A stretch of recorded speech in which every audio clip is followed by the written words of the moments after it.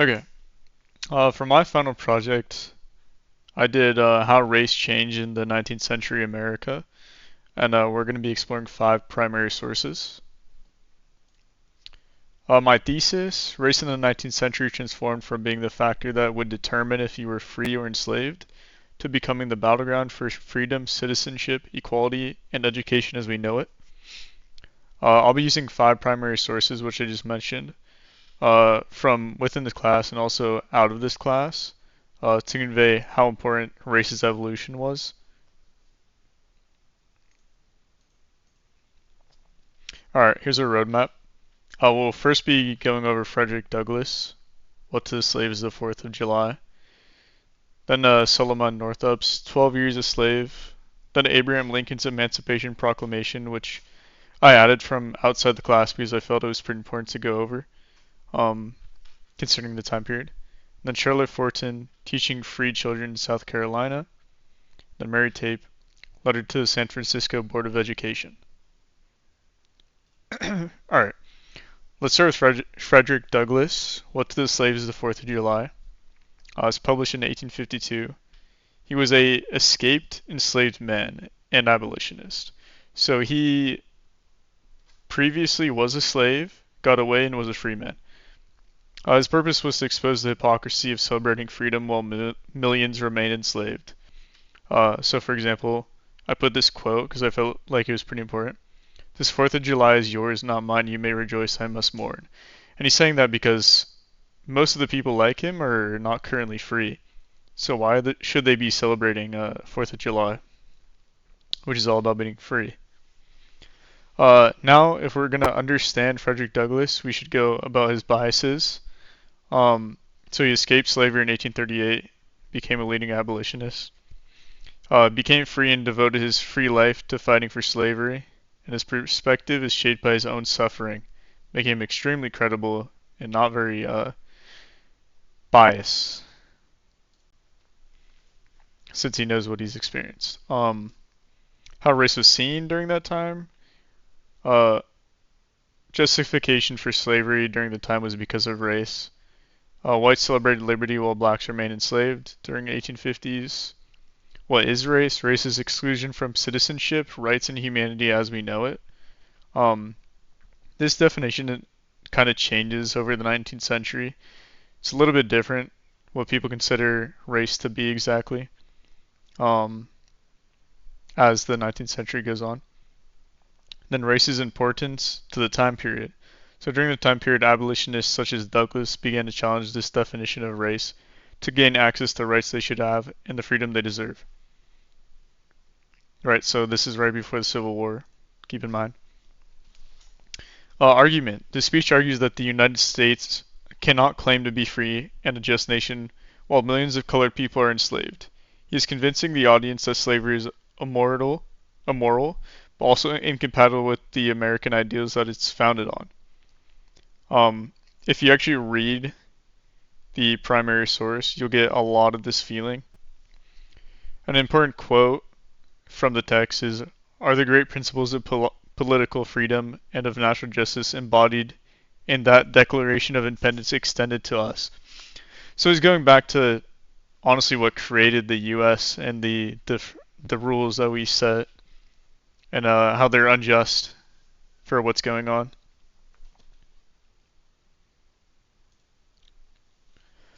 Evidence. Douglass uses moral and logical evidence to make his case. Um, During this time, Christianity is extremely important, and he tries to appeal to that, um, believing that this isn't what God would have wanted, right? Slaves, God is against slaves.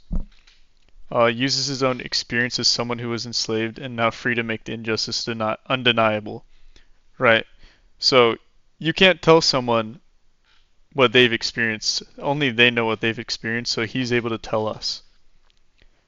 And then here's a quote, "Your high independence only reveals the immeasurable distance between us." And there he's talking about white people, people that aren't enslaved, people that aren't African. Effects on race in the 19th century. This is pretty important for this project since this is my main topic. The speech is extremely significant because it shows how race was the defining factor for exclusion from liberty during the 19th century, but also how during the mid 19th century the idea started to be challenged. Oops, didn't mean to do that. Okay.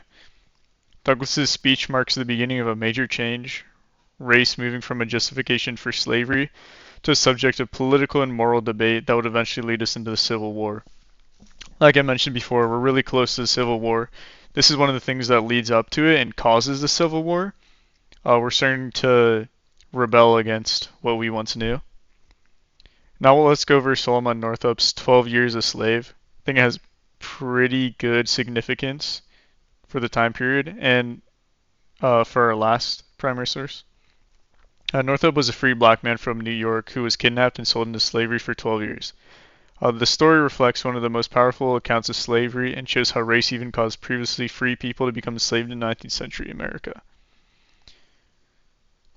Some key concepts I think are pretty important to understand, not just about this specific primary source, but all of them. The Fugitive Slave Act of 1850 made it easier for black people to be captured and then enslaved again. Dred Scott versus Sanford declared African Americans to not be citizens. The domestic slave trade uprooted thousands and sold slaves all across the South. And then the abolitionist movement, which we talked about a little bit with Douglas, but used narratives like Northup's to reveal the cruel world that slavery is. Alright, Solomon was born in New York in 1808, and then he was kidnapped in Washington, D.C. in 1841. Was a free man, then was sold into slavery. He spent 12 years being a slave, hence the name of this primary source, and then regained freedom. And then here's a quote. I was walking by the streets of Washington, perfect freedom. I had no thought of the fate that awaited for me, as he was a free man and then was enslaved. His narrative was published in 1853, which is right after the Fugitive Slave Act. It was published right after the Dred Scott decision in 1857, or right before. The nation was deeply divided over slavery during this time, leading up to the Civil War.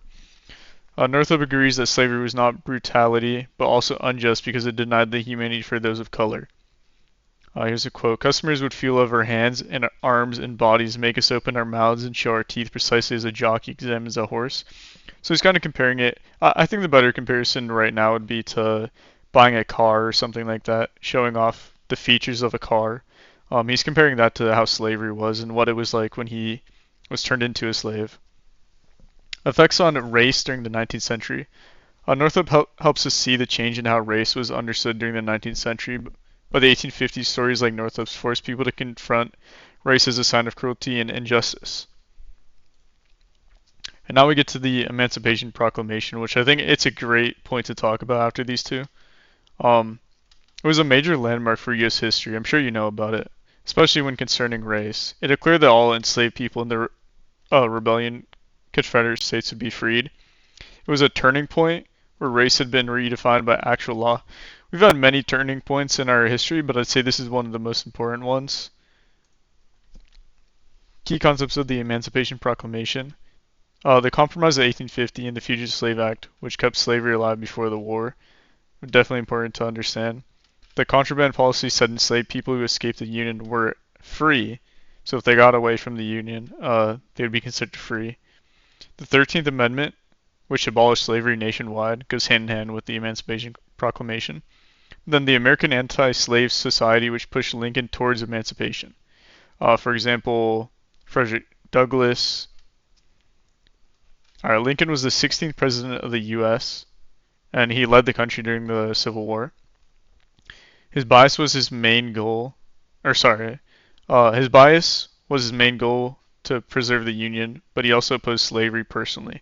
What I meant by that was he wanted to preserve the Union in the war, so he was going to do things that made the South weaker. For one, getting rid of slaves makes them weaker.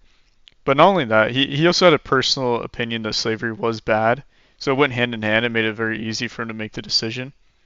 And he declared all persons held as slaves within said designated states are and henceforth shall be free. Right, so this is when he freed the slaves. Historical context, Lincoln argues that emancipation is a military necessity. I talked about this a little bit. He wanted to make the South weaker, but it was also a moral obligation.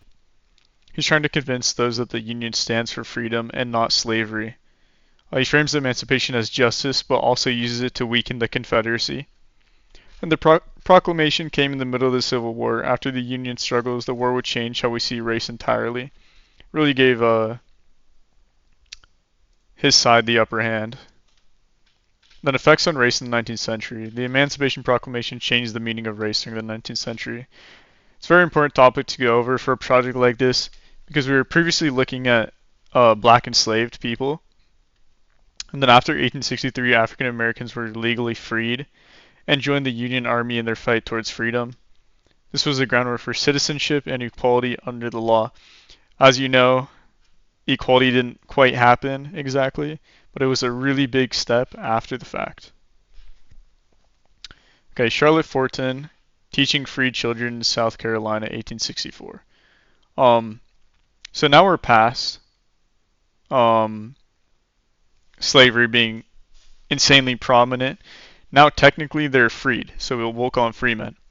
The context is Forten was a free black woman from the North who had gone to the South during the Civil War to teach enslaved children. Her account showed race being redefined during Reconstruction, with education becoming the pathway to freedom, equality, and success. What she found was black students really wanted to learn. Not even just students, but even adults really wanted to learn once they were given the opportunity. Some key concepts. The Civil War is important to understand for the time period. During the Civil War, she volunteered to teach freed children. And then Freedmen's Bureau supported schools and aids for the freed people. And then 13th, 14th, and 15th Amendments because they promised freedom, citizenship, as well as the right to vote. And then the author, let's talk about Charlotte. She was born in 1837 into a wealthy black family, which is important to note, in Philadelphia. She was super educated, very smart, and was one of the first black teachers that was actually hired by an all-white school. And then she eventually moved to teach the freed children during the Civil War, which were black students. Then here's a quote. I never before saw children so eager to learn. This proves how freedom and race are now tied to education opportunity. I talked about in the beginning how race will change over time.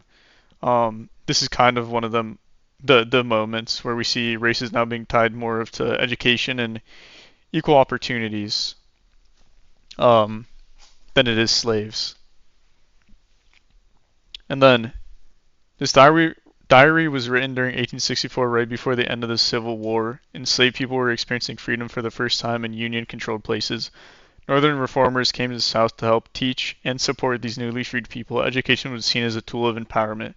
I just talked about that a second ago, but education became more important than you would think at the time. And it's because for black people, education was a sign of gaining rights, gaining freedom. And then Forten argues that freed people, despite generations of oppression, had the same hunger, or more, to gain knowledge and succeed. They just weren't ever given the chance until now. Then effects on race in the 19th century. Charlotte's diary helps show a key change in race during the 19th century. She was a pivotal turning point before the emancipation where race meant slavery and oppression. But during the Reconstruction, race became more connected to education and opportunity. We went over that a little bit, but yeah, and then her work shows that Africans were not passive and fought for their God-given right to knowledge once they're being given that opportunity. And then again, it still wasn't fully there, but it was a step in the right direction.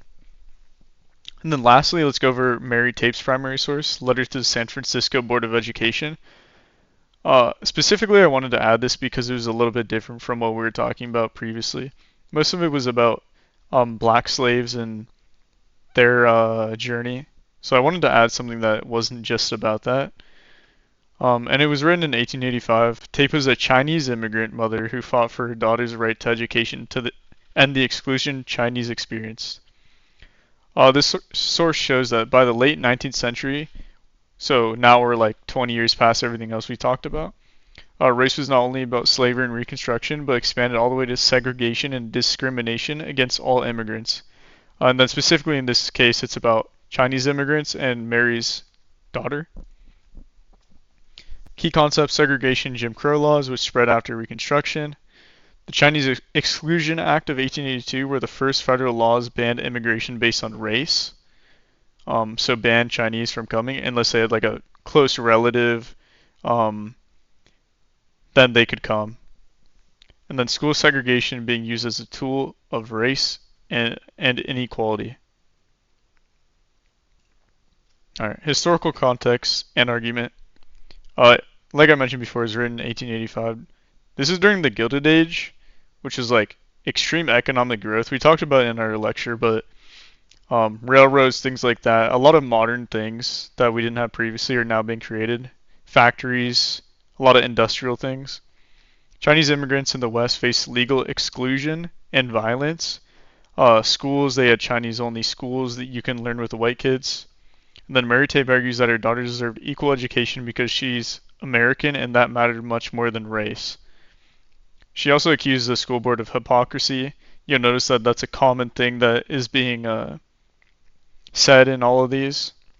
Her argument was powerful. Race should not determine a child's access to opportunity and education. The effects on race in the 19th century from this one, Mary Tape's protests show how race was changing significantly, and that's really the main topic of this final project is how much it's changed over time. Early in the century, race was tied to slavery, as we mentioned before. Frederick Douglass. And then during Reconstruction, race was more linked to citizenship and education. And by the late 19th century, it had turned into segregation, legal exclusions for minorities such as like the Chinese that we're talking about right now. Alright, I wanted to add my reflection into this. I wasn't sure if we needed to, but I'm going to just read it anyways. Race in America had changed massively during the 19th century, especially during the beginning of the century. We learned that race was mainly tied to slavery and the denial of rights towards African Americans. But as the century had progressed, you noticed that race started to become a category of exclusion that became a site of struggle and transformation, all the way from the Emancipation Proclamation and a Reconstruction for Black Americans to the unfortunate racial barriers faced by immigrants, including the Chinese that we just went over. The 19th century redefined race multiple times, not only as a challenge though, but also to challenge equality and a foundation for resilience. And then here's a reflection continue. The project's taught me a bunch of new things. For one, it taught me how important primary sources are. I actually haven't taken a history class at UCI before, and this was my first experience, and it was pretty amazing. I feel like I learned a lot. But they're extremely important to see history through those people's eyes during the time. It's easy to say what happened, but if you're getting a direct experience through someone else, it's really easy to learn. And I learned a ton of details that I would have overlooked about the 19th century without a project like this. American history-wise, almost everything mentioned in this PowerPoint was learned either during our class or from outside research. Obviously, there's a few things I knew from like high school history classes, but overall, most of it was learned during this quarter. If I were to do this project again, I'd like to spend more time comparing the differences African Americans face compared to Chinese immigrants. We were very late into the quarter by the time we were studying the late 19th century, and I didn't have much time. And I think I'd like to include more visuals next time. I kind of forgot about it, but I think it would have been a good idea to include more visuals to just show what I'm explaining.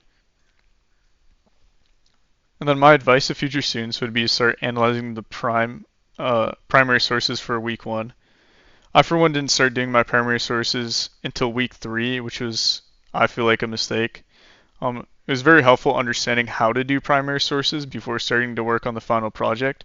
So you should definitely start doing them as soon as you can, rather than waiting, since I know 2 of them were dropped this quarter. I do believe that my lesson that I created would be quite effective when it comes to teaching American history, primarily the 19th century. The primary sources show history through real people who lived during it, which I feel like is extremely important compared to reading textbook summaries. I still think you should read the actual primary sources before I go over the lesson. But I think if you read it and then we go over this lesson, it would be pretty effective in actual classes. This project helped me understand 19th century history, and I feel like I'm able to teach it. I don't think this project needs anything else added on, but I would like to say thank you to the TAs and professors for this course. I know with online courses, especially like summer sessions that we're in, you probably don't get thanked very much, or I'm sure a lot of the kids are just trying to take their GEs and doing no pass or pass. But yeah, I just wanted to say thank you for the class and that I really enjoyed it. Then here's my works cited, and that's about it.